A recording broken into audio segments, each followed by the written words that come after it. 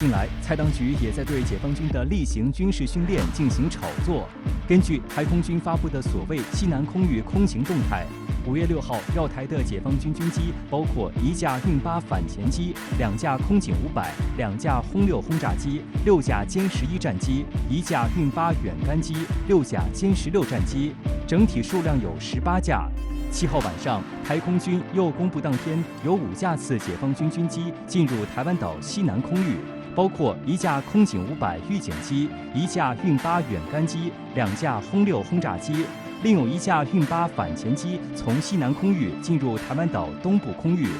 岛内还有人联想到辽宁舰航母编队连续在西太平洋进行舰载机起降演练，认为态势并不寻常，很可能是在对西太平洋的假想海上大型目标发动前行攻势。这个台湾是一个岛，所以它的这个岛的西侧和东侧的情况是不一样的。那么过去呢，台湾岛上的一些语武具统的政治人物、军事人物经常会讲，它的这个岛屿的东面应该来讲是敞开的太平洋。那么他认为这个美国方面的支持有可能会从这个方向出现。但是如果说航母战斗群到达了台湾岛的东侧，从东侧启动这种海空一体化的攻击的话，就让台湾岛上的一些这个试图以武拒统的人感到很大的压力。那么这个其实我觉得跟日本一样，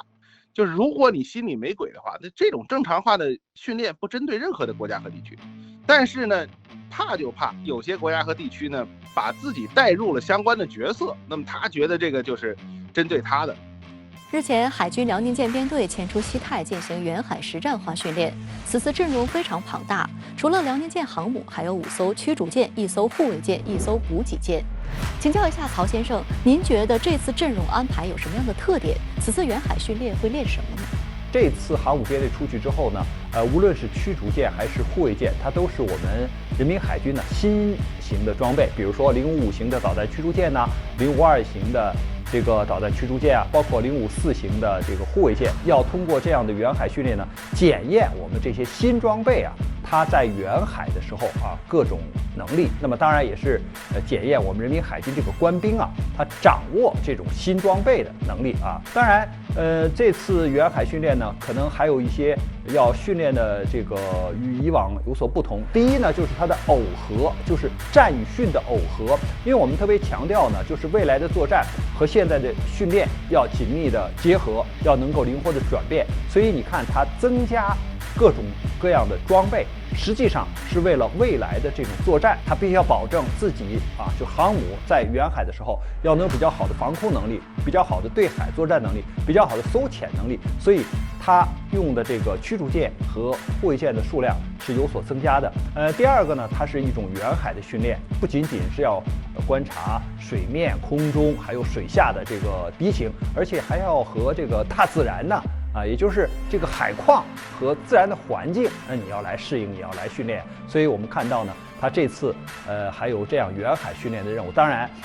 通过我们新装备的检验，它也可以进行相关的就是红蓝对抗啊，就是设置假想敌啊。我想呢，在他们训练的过程中，可能还有一些外国的军舰、飞机啊，对编队进行抵近侦察，所以这个也要很好的应对。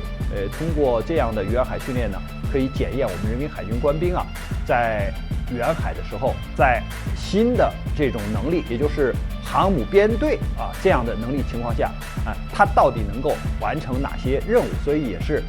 很好的这种检验和训练。